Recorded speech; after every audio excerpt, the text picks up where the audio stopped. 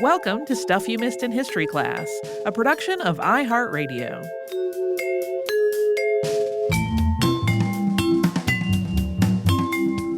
Hello and welcome to the podcast. I'm Holly Fry. And I'm Tracy V. Wilson. I was visiting the Presidio in San Francisco recently, and I started really looking at a statue that I have passed many times there because I love San Francisco and go as often as I can. And that statue is one depicting Eadweard Muybridge, considered a pioneer of motion picture projection. And I thought, I should look him up. That's interesting. And boy, there's a lot of story to his life. And then I realized found unexpected things. Well, I did. And then I realized, wait, I know this story. And I'll talk about why in behind the scenes, because it's, to me, hilarious. The invention that he's memorialized with in that statue is his zoopraxiscope. But he also innovated in photography. He had some other inventions, and he was also the defendant in a murder trial. He was heavily linked to Leland Stanford, the founder of Stanford University. So in my book, that's a story worth telling. Heads up, he also changed his name quite a bit. So in the early parts of this episode, we're going to use the name he was going by at the time we're talking about. I hope I caught them all, because I think that kind of shares the mercuriality of his persona throughout the year. Yeah. So Eadweard James Muybridge, spelled Muggeridge, was born on April 9th, 1830, in Kingston upon Thames, Surrey, England. His father was a merchant who primarily worked in coal and grain sales. This made for a financially stable life for the family. Even after his father died when Eadweard was only 13, the family was still comfortable. Eadweard's mother started running the family business, and there was no interruption of their income. As a young man, Eadweard moved into London to work for the London Printing and Publishing Company. And then when he was 21, he made his first name change, although it's a pretty subtle one. He changed his first name, Eadweard, E-D-W-A-R-D, the way you would often see it spelled, to Eadweard, E-A-D-W-E-A-R-D, because he had concluded that it was the version of his name closest to its original Anglo-Saxon form. I also read a number of things that said he was naming himself after an Anglo-Saxon king, but I could never figure out which of the Anglo-Saxon Edwards that would have been. It does have a very, early English, Old English, Middle English kind of vibe to it. Yes, like he would have a BFF named Ethelred without any sort of question. Yeah. At the age of 22, he moved to the United States and eventually made his way to San Francisco, where he settled. San Francisco was several years into the gold rush at that time, and it was a place where a lot of people saw potential opportunity. And Eadweard first sought his fortune in the book business. He set up a shop that sold books, but also still worked for the London Printing and Publishing Company as an agent. It had actually been through that company that he was able to travel to the United States in the first place. It was in California that Eadweard started toying with variations in his last name, shifting first from Muybridge with an E in it to Muybridge without that E between the double G and the R. Eventually, he moved on to Muybridge, which he used for quite a while. That is the pronunciation of that first syllable that I always hear in documentaries about him, but I did hear an English person pronouncing it a little bit more like my instead of moy, so that's another. I don't know if he fiddled with those pronunciations along the way either. But in his first 8 years in the U.S., where there is some mystery about where he was at various points in time before he got to San Francisco. But once he landed in San Francisco, Eadweard did very well for himself. His bookshop stayed really busy, and he made a really nice living. He also became acquainted, sort of thanks to proximity, with photography.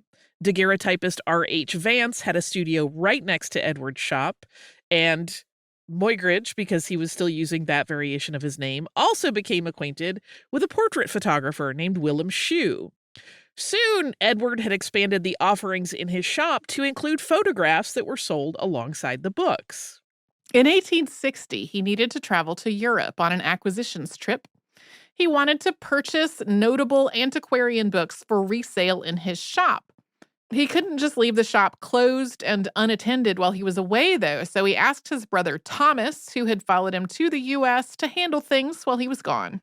Yeah, he actually had two brothers that followed him to the United States, and there are some versions of the story that indicate that they may have already been working in the shop, and others that suggest that he was like, hey, now would be a great time for you to do this. But we don't know. But he had booked passage aboard a steamer, the SS Golden Age, to take him to Europe for this trip. But he missed his ship, and then he had to make arrangements to travel by stagecoach to St. Louis, where he planned to take a train to the East Coast and then get travel from there to Europe by sea. And the seat he managed to book was with the Butterfield Overland Mail Company, which at the time was contracted with mail offices throughout the U.S. to carry mail in bulk, as well as taking on passengers. But partway into the journey, there was an accident. The coach was passing through northern Texas, and the driver lost control when the horses, for some reason, started running. There wasn't necessarily a reason. Horses can be unpredictable. The driver tried, according to the news reports, to brake, but that did not work. The stagecoach veered off the road and down a mountain slope, and it crashed into a tree. One of Edward's fellow passengers was killed, but Muybridge and the rest of them sustained injuries. And in his case, he had quite a serious head injury. His vision was seriously affected, and his hearing. His other senses were affected as well. Yeah, we'll talk about his accounts of what he was dealing with a little bit later, but it sounded quite scary. After several months of being treated at Fort Smith, Arkansas, which is where he woke up after this accident, Muybridge traveled to New York by stagecoach, which seems brave to me after that accident, to seek medical help from experts. And there he was treated by the president of the New York Academy of Medicine, Dr. William Parker. And Parker gave a fairly grave diagnosis that Edward was never going to fully recover. But Muybridge was quite tenacious, and he decided to get a third opinion, this time from the best doctors of Europe. And he really did get what is, at least on paper, the best one. His doctor in London, where he next traveled, was Sir William Gull, who was also Queen Victoria's personal physician. And while under Gull's care, Muybridge lived in England for the next several years, possibly as many as 6. Making a long sea voyage with a serious head injury in this era, also very scary to me. Yes. There's not a whole lot of information about what his recovery in London was like. One thing that is known is that after he had recovered somewhat, he took a trip to New York to file suit against Butterfield Overland Mail Company over that accident. He got a cash settlement, but it was reportedly only a fourth of the $10,000 that he wanted. He clearly was not idle while he was convalescing. He filed inventions with the British Patent Office. One was a plate printing technique for books, and another was an apparatus for washing clothes. He was also making business deals from London and investing in mining and banking ventures in the U.S. and abroad. Some biographers have come to the conclusion that the actual medical part of his stay in England was actually pretty brief, and that he just got busy with all these other things, and that kept him from returning to California. It's also possible that he was purposely staying in Europe while the U.S. Civil War was playing out. And it's also been proposed that the brain injury from the crash was a contributing factor to his seemingly haphazard kind of wandering approach to his life during this time. We'll talk a little more about his personality changes after the accident in a bit.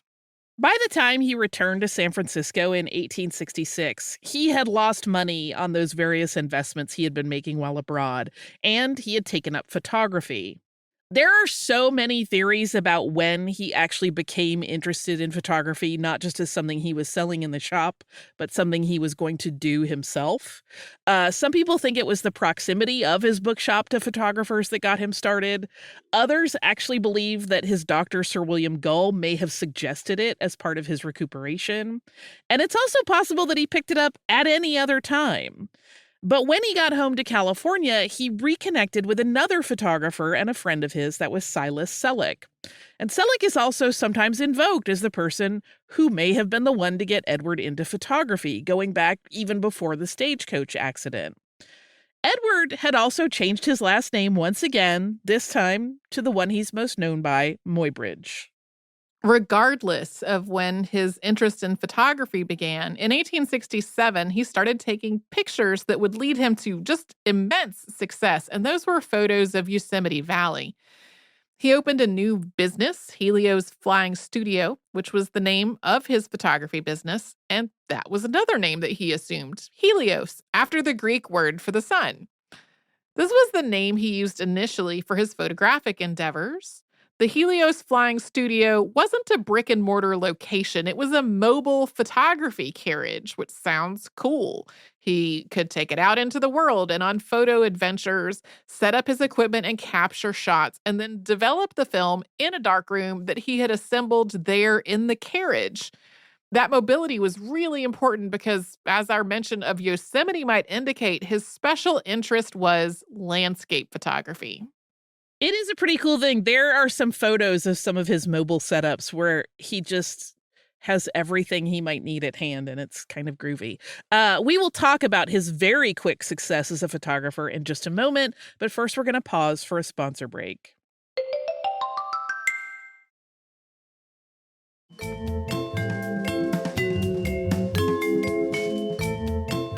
Muybridge as Helios was almost instantly successful.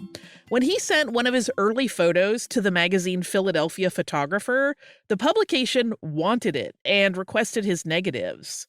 Philadelphia Photographer was a prominent photography magazine at the time, and the feature of his photo in it sort of instantly made Muybridge's career.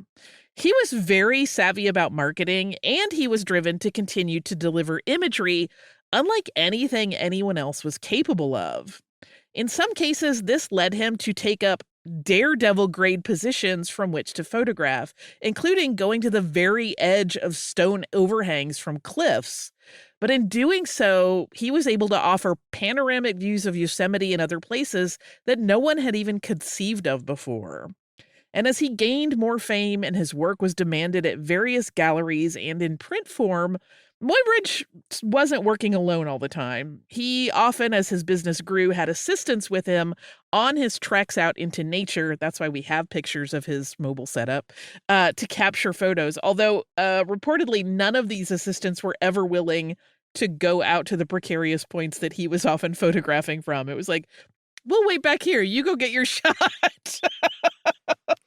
If you've ever tried to take a photo of a really sun-drenched landscape, even with a modern camera, you probably know that one of the biggest challenges is not having the sky become completely blown out in the exposure.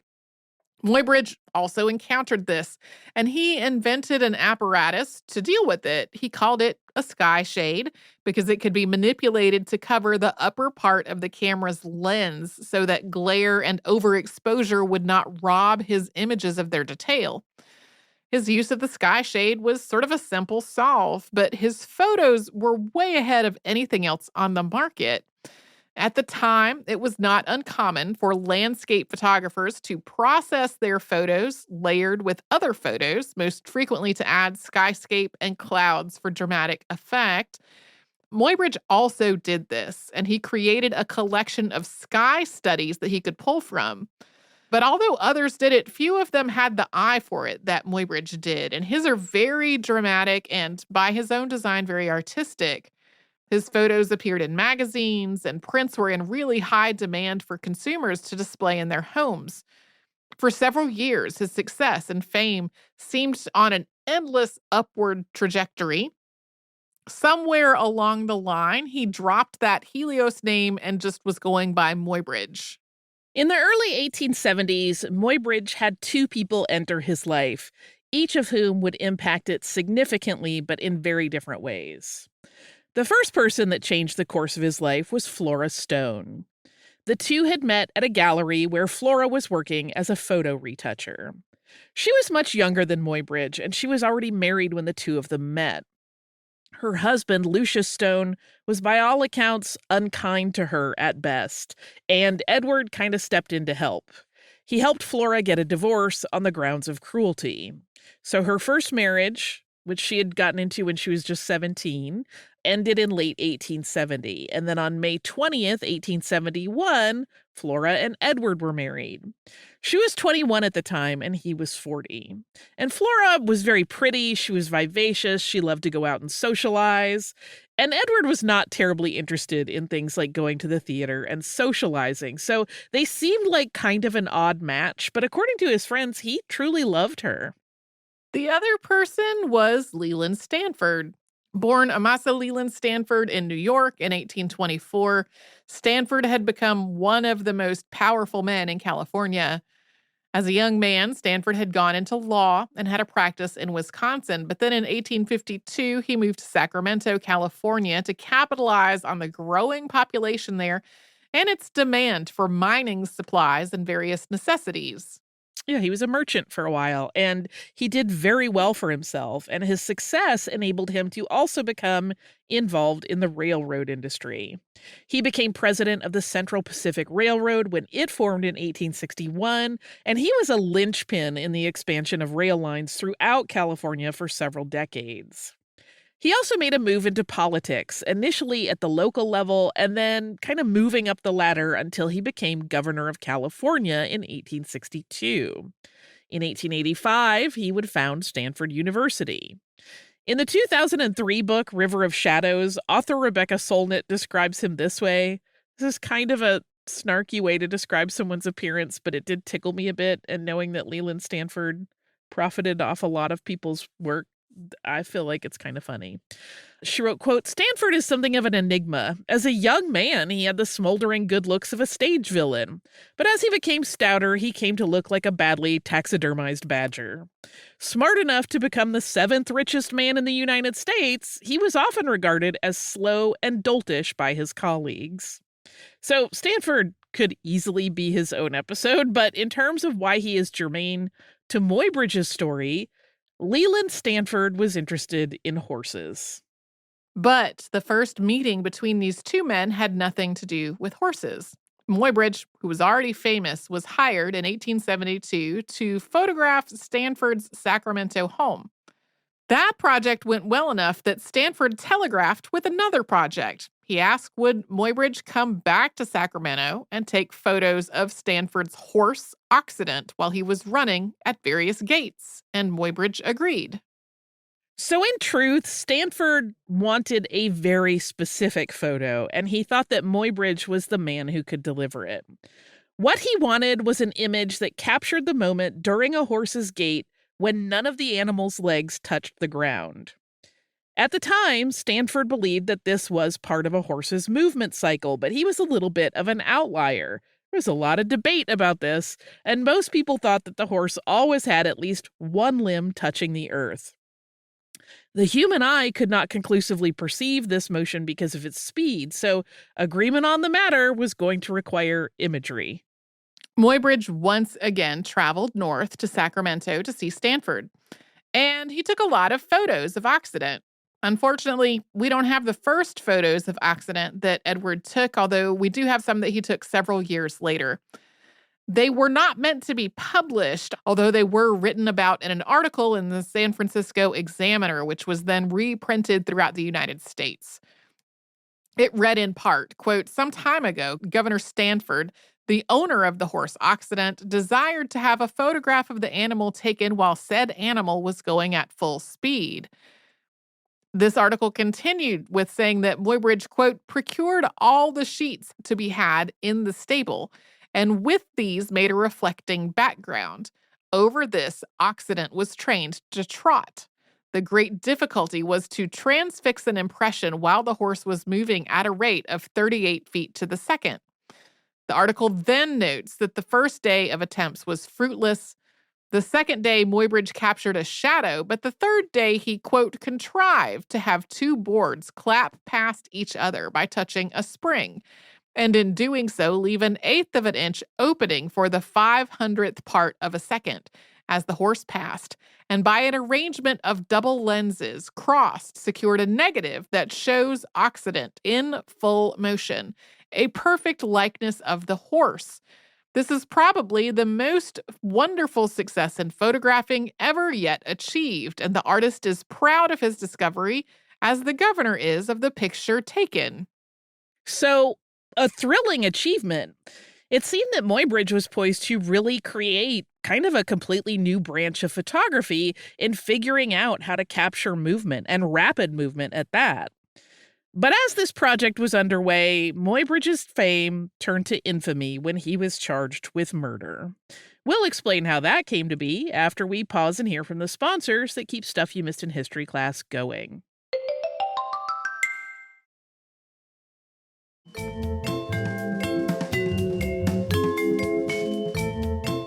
We have to return to the subject of Flora, Muybridge's wife.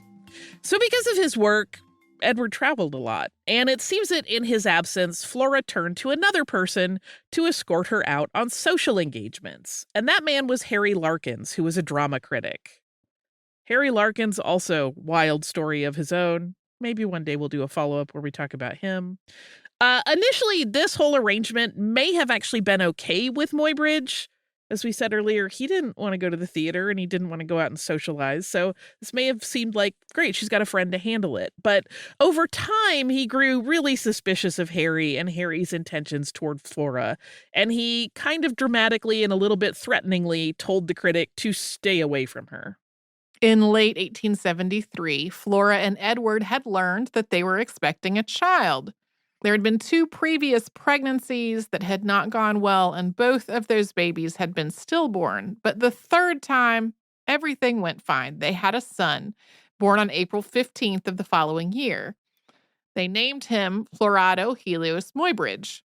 Several months after this baby was born, in October of 1874, Muybridge went to the home of the midwife who had delivered the baby, named Susan Smith, because she had not yet been paid, and he intended to give her that payment. So when he got to Smith's home, he saw a photograph of his infant son that he had not seen before. And when he asked her where it came from, Smith stated that Flora had the portrait of the child made at another photographer, right? As a retoucher, she was familiar with a lot of photo studios in the city. And then Smith said that Flora had sent the midwife a copy of that photo. When Muybridge picked up the photo to inspect it, he turned it over. And on the back, in his wife's handwriting, were the words, "Little Harry." According to Smith's account, after having seen that, Muybridge looked like a madman. He became very angry. He demanded that the midwife tell him everything she knew, and she did, later saying that she feared violence if she did not. There was one account I read that said that she demanded money for this information, but her accounts that she gave when things got legal did not indicate that at all. So she told Muybridge that Larry was the father and that she actually had love letters between Larry and Flora to prove it, because she had been helping the two of them by running communications back and forth between them. The morning after this revelation, Eadweard met with a business associate to settle some outstanding debts, and then he started a journey. First, he took a ferry through San Francisco and San Pablo Bays to Vallejo, California. Then he got on a train and went roughly 40 miles north to Calistoga, which is where Harry had moved after Muybridge had told him to stay away from Flora. Muybridge asked after Larkins in Calistoga and found out he was staying on a ranch about 8 miles out of town, so he got a horse and buggy, and he went there. When he arrived at the ranch, Muybridge asked for Larkins, and once he had the man in front of him, he reportedly stated, "This is the reply to the letter you sent my wife." And he shot Harry Larkins at point-blank range in the heart with a 6-shooter. Larkins dropped to the floor dead after taking a few steps away from Muybridge. This trial was fascinating. It lasted for only 3 days. Muybridge's defense team actually took an approach that he did not agree with. The opening speech began with, quote, "We claim a verdict both on the ground of justifiable homicide and insanity. We shall prove that years ago the prisoner was thrown from a stage, receiving a concussion of the brain which turned his hair from black to gray in 3 days. and has never been the same since. Muybridge didn't believe that insanity was at issue and played no part in his decision-making process. He'd been very calm and deliberate in his decision to kill Larkins and believed that it was his right as a husband to do so. After he shot Harry, he was easily taken into custody and disarmed, and he was so calm throughout his booking and charging. At no point was there any effort to try to claim that Muybridge had not killed Larkins. Everybody knew that he had done it. Muybridge's defense team used the very thing that had made him famous to convey that he was mentally unusual, prone to impulse, and possibly insane, kind of playing into this mad genius trope. Those daring positions he would take to get his incredible Yosemite Vista shots were invoked as evidence that this was not a person most people would consider sane or stable. Muybridge did testify on his own behalf, although he did so on the condition that he be asked no questions about the murder. And he said that he would only talk about the 1860 stagecoach accident. When it came to discussing the crash, Muybridge stated in testimony that he himself did not remember it. He stated, quote, "I left California for a European tour some years ago in July 1860. I recollect taking supper at a stagehouse on the road. We then got on board the stage, which was drawn by 6 wild Mustang horses. That is the last I recollect of that 9 days.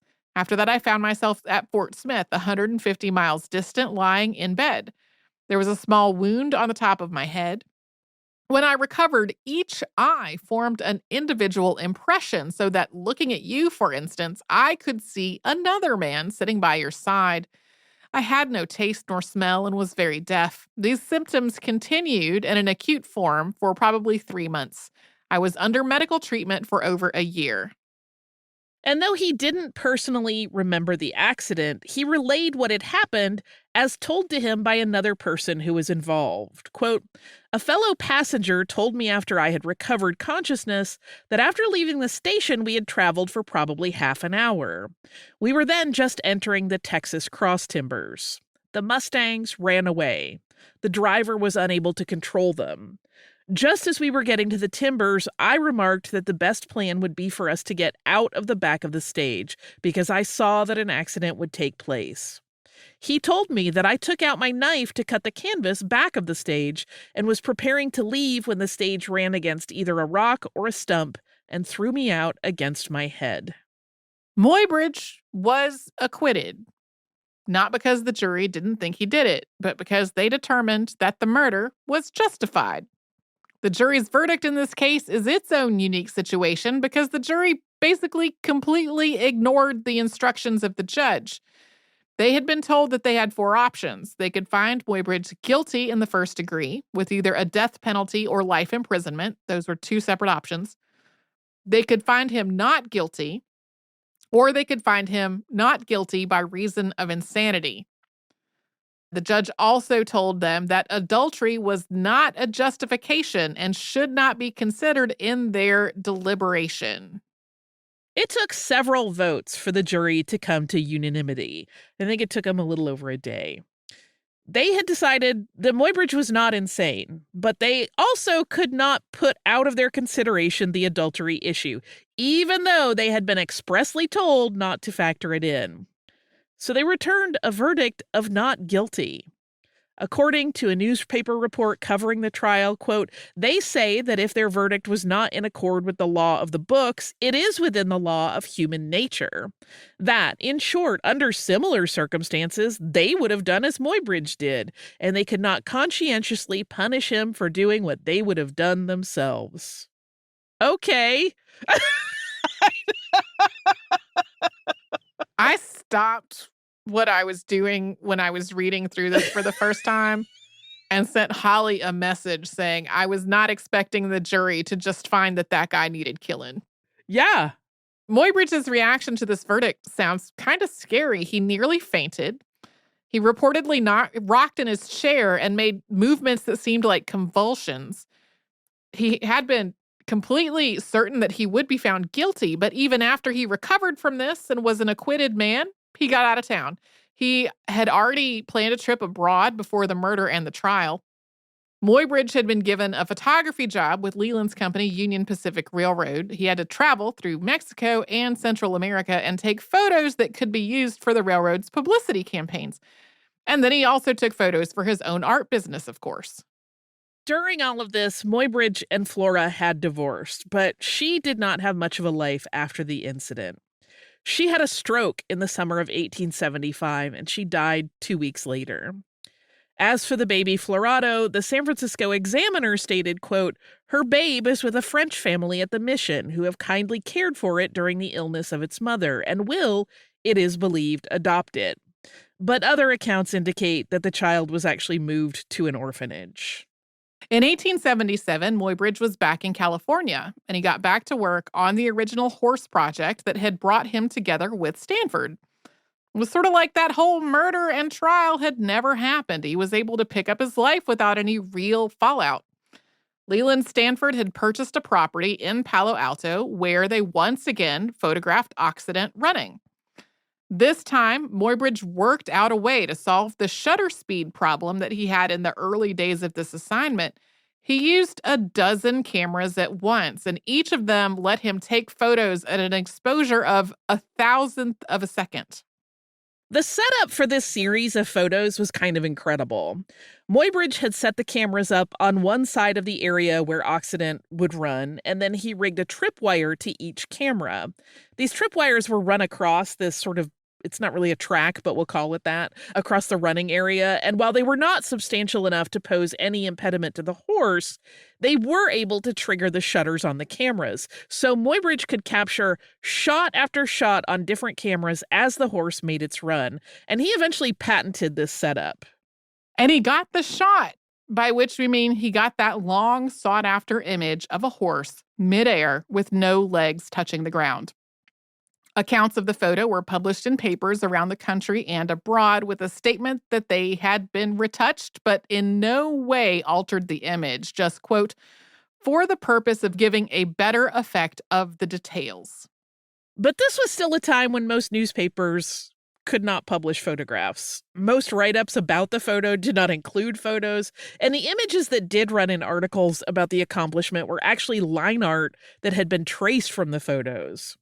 Muybridge had become really kind of obsessed with this new method of photographing motion, though, so he had several more horse photography sessions, using other horses from Stanford stables, and also eventually using 24 cameras instead of 12 to really improve the process. And then he also started photographing other animals and even people in this way. To bring his progressive motion photos to the public, Muybridge went on tour, and to help show his photos, he invented a device called a zoopraxiscope. This was a circular glass plate device that had a series of photos around the edge of the circle in sequence. When the light was put behind the glass to project it onto a wall or a screen, the glass would spin, and you could watch the subject of the photos in motion. One of the problems of the zoopraxiscope was that Muybridge couldn't use the photos he wanted to display as he had originally taken them. If he did, the image when it was projected would look squished, so it appeared taller and narrower than the actual subject he had captured. And he wanted it to look like his picture. So he worked out this kind of cool setup that if he tilted the prints of his photos at an angle and curved the upper corners inward and then re-photographed those photos, when he projected them, the subjects retained their real-life proportions. Because the zoopraxiscope used a single rotating disc, it created a single repeating loop of action. So it wasn't as though you could tell a narrative story with it. But still, the zoopraxiscope was a marvel. Muybridge published a book of his motion photos in 1881 titled The Attitudes of Animals in Motion, and he promoted it by going on tour again, this time to Europe. But while he was abroad, he was professionally embarrassed by Leland Stanford when he discovered that Stanford's friend, J.D.B. Stillman, who was a doctor, had published a book about animal motion using tracings of his photographs. Stillman had not credited him for taking the photos. Muybridge had been preparing a paper on the same topic for the Royal Society of London, and the society accused him of plagiarizing Stillman's work. Muybridge sued Leland Stanford when he got back to the U.S., but he lost. The photographer still had more success ahead of him without Stanford, though. Because of the success of Muybridge's lectures with the zoopraxiscope, he was able to strike a deal with the University of Pennsylvania, so the school would fund his work creating photographic studies of motion. Over the next nearly 2 decades, Muybridge was able to take thousands and thousands of photographs. I've seen the number estimated at 20,000. And that culminated in the publication of a portfolio in 1887 titled Animal Locomotion, an Electrophotographic Investigation of Consecutive Phases of Animal Movements, as well as 2 more books in 1899 and 1902. Those books were Animals in Motion and The Human Figure in Motion. Many of the photographs of humans in motion might elicit some giggles because a lot of them are nude series featuring the subjects doing very normal everyday things like running or playing tennis. Honestly, some of them feel like you're watching a very old Benny Hill skit. But they offered the scientific community a lot of information about the way human bodies move. And artists still use some of these photos today as reference when drawing or painting people in motion. Muybridge had also presented the zoopraxiscope at the 1893 Columbian Exposition in Chicago, along with a lecture about the mechanics of animal motion. By the time he published those later books, Muybridge had finished his work with the University of Pennsylvania and had continued to travel and take photos and lecture and give demonstrations. He had become famous and sparked the imaginations of countless creators, really serving as one of the early pioneers of the film industry. Yeah, I can't state strongly enough how much his little spinning discs made people realize that you could capture and replay for an audience motion. It was quite thrilling for a lot of people, and very quickly other people started building on that idea. In the first years of the 20th century, Muybridge retired. He returned to Kingston upon Thames, and he died there on May 8th, 1904, at the home of his sister after a long struggle with cancer. Boy, he did kind of change the world, though, even if he didn't get to live long enough to see it. Yeah. I mean, he lived long enough to enjoy fame and do some other wild things, but I think motion pictures would have really blown his mind. I had a very silly sentence of he lived long enough to shoot somebody and be acquitted for it. Whew, whew. We're going to talk about that on Behind the Scenes. I have a brief listener mail, which I love. And it's a person that thinks I wouldn't read this listener mail. And I will. And I will tell you why I want to do it. It's short.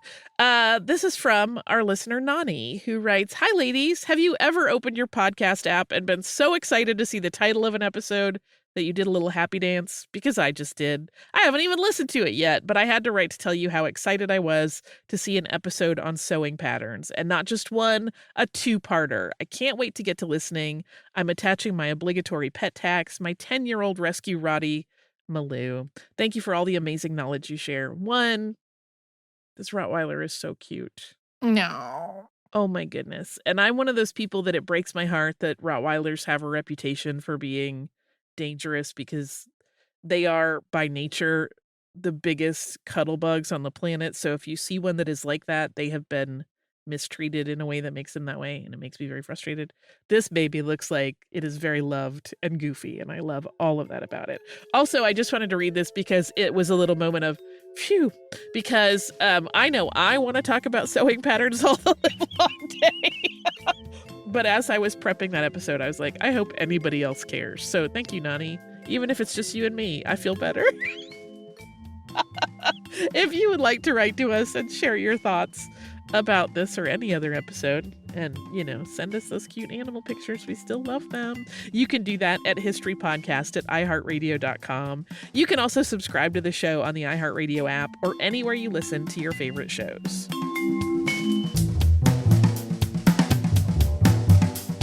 Stuff You Missed in History Class is a production of iHeartRadio. For more podcasts from iHeartRadio, visit the iHeartRadio app, Apple Podcasts, or wherever you listen to your favorite shows.